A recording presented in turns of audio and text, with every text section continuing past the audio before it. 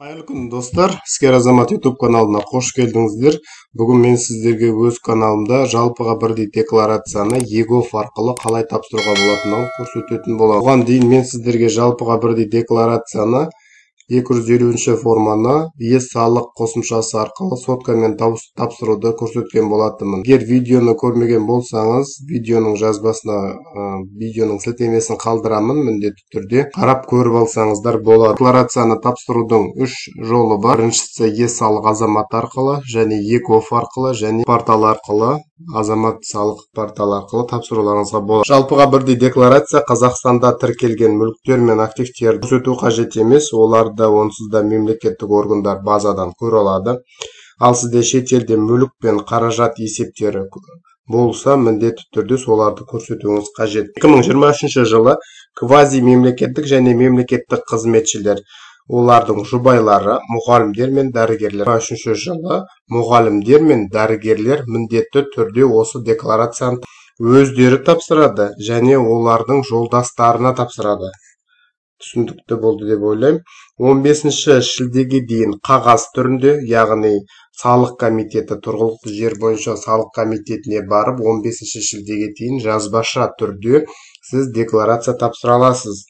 Және 15 қыркүйекке дейін онлайн түрде, яғни осы мен қосымша сотка арқылы тапсыруды және қазір ЕГОВ арқылы тапсыруды көрсетіп жатырмын. Осыларды онлайн дейді. Ол 15 қыркүйекке дейін тапсыра аласыз. Жалпы декларацияда не көрсету керек? Бұл декларация бастапқы декларация. Жаңа мен баста айтқандай, тек қана шетелде тіркелген мүліктеріңізді көрсетуіңіз қажет. Қазақстанда тіркелген мүліктерді көрсетудің қажеті жоқ. Олар онсыз да мемлекеттік органдардың базасында бар. Сіз 30 миллион теңгеге дейін қаражатты көрсете аласыз. Бұл 10 МРП.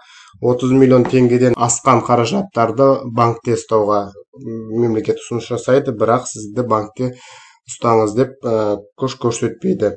2024 жылы кәсіпкерлер тапсырады осы декларацияны, және 2025 жылы түгел азаматтар осы декларацияны тапсыратын болады.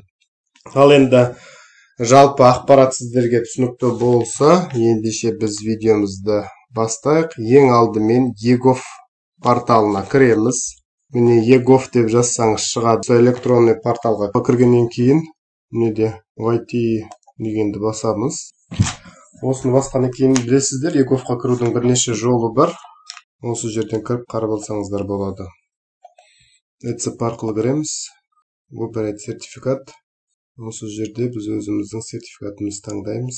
Подписать етеміз. Яғни қол қою. Міне осының ішіне кіргеннен кейін тілін ауыстырамыз. Қазақша біз пайдаланамыз. Егер мен YouTube каналымды қарап жүрген болсаңыздар, мен барлық нелерді қазақ тілінде пайдалануға тырысамын. Осы жерде бөліктерге бөлінген, көріп отырсыздар. Кеден және салық дегенді басамын. Осы жерде міне кеден және салық салу деген батырманы басамыз мұнда. Енді салық салу дегенді басқаннан кейін бізде салық есептілігін қабылдау 250 нысан дегенді басуымызға, онлайн сұрау дегенді басамыз. Міне осы бет ашылғаннан кейін біз қадамнан, негізгі 3 қадамнан өтуіміз қажет. Осы жерге біз салық кезеңін таңдаймыз. Салық кезең ретінде 2023 жылды таңдаймыз. Сондай-ақ бас санатында таңдаған кезде мына жерде 2023 жылды көрсететін боламыз. Одан кейін міне осы жерде ЖС-ның өзі көрсетіліп тұрады.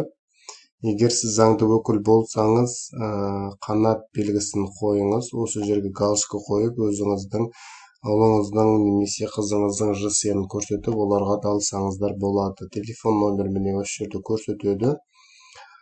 Электронный почтаны біз көрсетіп қояйық осы жерден. Енді декларацияның түрі бізде бастапқы декларация, өйткені біз бұл декларацияны бірінші рет тапсырайын деп жатырмыз. Сосын осы жерде мұқият болыңыз.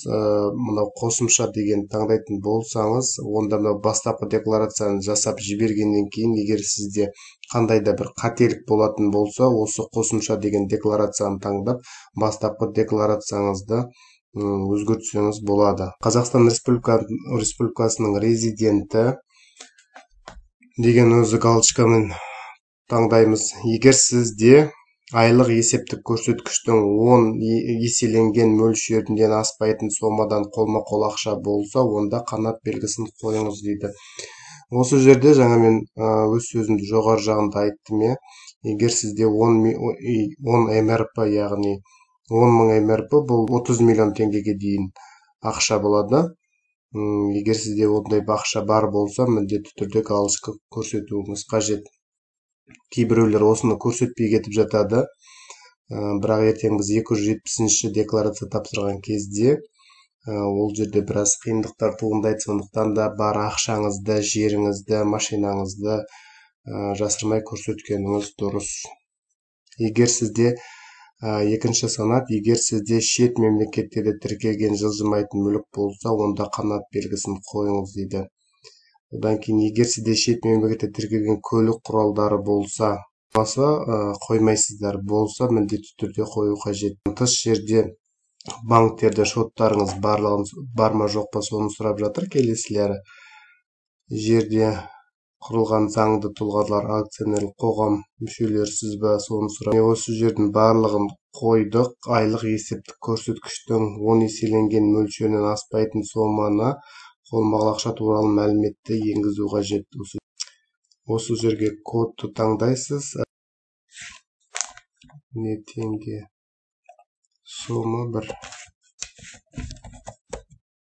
5 миллион теңге.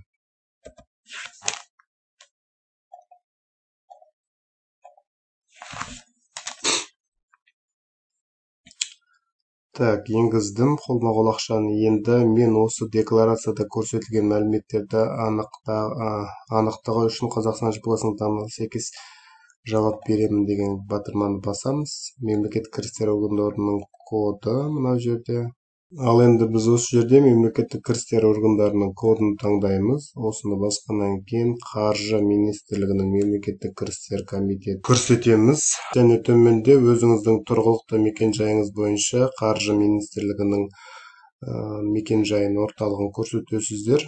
Менин жагдайымда азыр Солтүстүк Казакстан облусу боюнча өзүңүздүн тургулуктуу мекен жайыңыз боюнча ауданыңызды көрсөтесиз. Міне Солтүстүк Казакстан, Кызылжар ауданы боюнча деген. Міне осуларды баскандан кийин алдын ала кароо деген басып, алдын ала карап алсаңыздар болот. Текшерип чыктым. Енді осы жерде МКга жиберүү деген бастырманы басамыз. Бастапкы 250 декларация жиберүүгө дайындалган Солтүстүк Казакстан боюнча Кызылжар ауданы деп тур.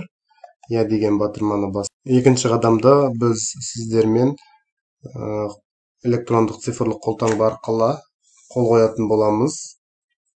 Ол үчүн мына электрондук цифрлык колтаңба аркылуу кол коюу, аппарат тасмалдаушы дегенди басып, осы жерден өзүмүздүн цифрлык колтаңбамыз турган жерди ачуумуз кажет. Және эрсамен кол коямыз. Жаңа бастапкы кезде жогорудагысымен кирген болсак, енді астында эрсамен осы документтин ырастыгын нактылайтын боламыз. Міне кол койдум. Бұл жерде, мына жерде кызмет көрсөтүү мерзими 15 мүнөттөн артык эмес деп тур. Осы жерде, мына жерде обновить дегенди басамыз. Документ 15 мүнөт көлөмүндө дайын болот. Дегенмен оны биз не істеп отуруумуз керек, обновить этип отуруумуз керек. Ол жылдам дайын болот. Кейде биздин суранышыбыз мартебеси жиберилди, мемлекеттик орган менен сураныс кабылданды деп тур. Енді осы документтин үстүнөн басамыз. Міне осындай декларация кагаз келеді. Кагазды міне өзүңүзгө жүктөп алсаңыздар болот.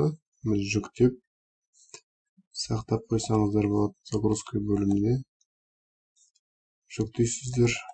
Міне сосын WhatsApp'a жиберип алсаңыздар болот. Назарларыңызга рахмет. Міндетті түрдө биздин Искер Азамат YouTube каналына тиркелип, лайк басууду унутпаңыз. Түшүнбөгөн сурактарыңыз болсо комментарий бөлүмүнө жазып калдырыңыз. Мен сиздерге міндетті түрдө окуп кері байланыш беретін боламын. Және мен сиздерге косумча жакшы видеолардын силтемесин соңунда ұсынам. Каналдын үстүнөн басып, міндетті түрдө каналга тиркелүүнү унутпаңыздар. Назарларыңызга рахмет. келесі кездескенше сау болыңыздар.